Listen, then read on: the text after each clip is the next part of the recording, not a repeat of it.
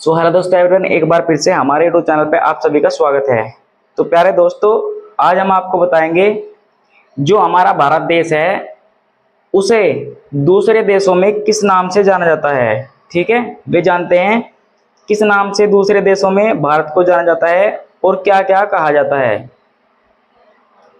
तो आइए स्टार्ट करते हैं, देखते हैं भारत को दूसरे देशों में किस नाम से जाना जाता है। ठीक है, यहाँ पर आपको याद रखना है कि जो सबसे पहला जो हमारा देश रहेगा वो रहेगा चीन। चीन की राजधानी आपको कमेंट में बतानी है क्या है। चीन में भारत को क्या कहते हैं? ये कहते हैं यीदू। क्या कहते हैं? यीदू भारत को चीन में कहते हैं। ठीक है, भारत का पड़ोसी देश है चीन। इससे अगला जो देश है हमारा इजराइल। इजराइल में भारत को क्या कहते हैं? इजराइल में भारत को कहते हैं होडू।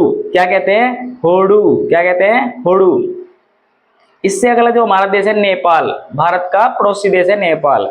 इसमें क्या कहते हैं? भारत को नेपाल में भारत ही कहा जाता है। ठीक है, ये आपको याद रखना है, बहुत ही इंपॉर्टेंट है। इससे अगला देश है हमारा जापान और दक्षिण कोरिया। जापान और दक्षिण कोरिया में भारत को क्या कहा जाता है? क्या कहा जाता है? इंडो।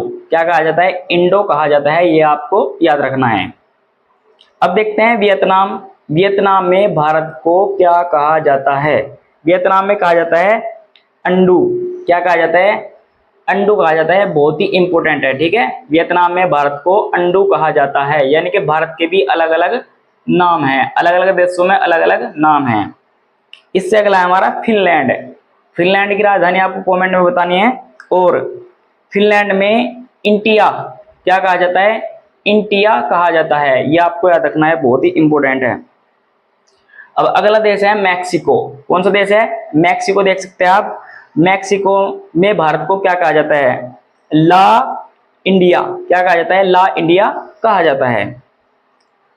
ये थे हमारे आज के इंपॉर्टेंट पर्सन जो भारत देश को अलग अलग नामों से जाना जाता है। तो आप देख सकते हैं, छोटी सी वीडियो है।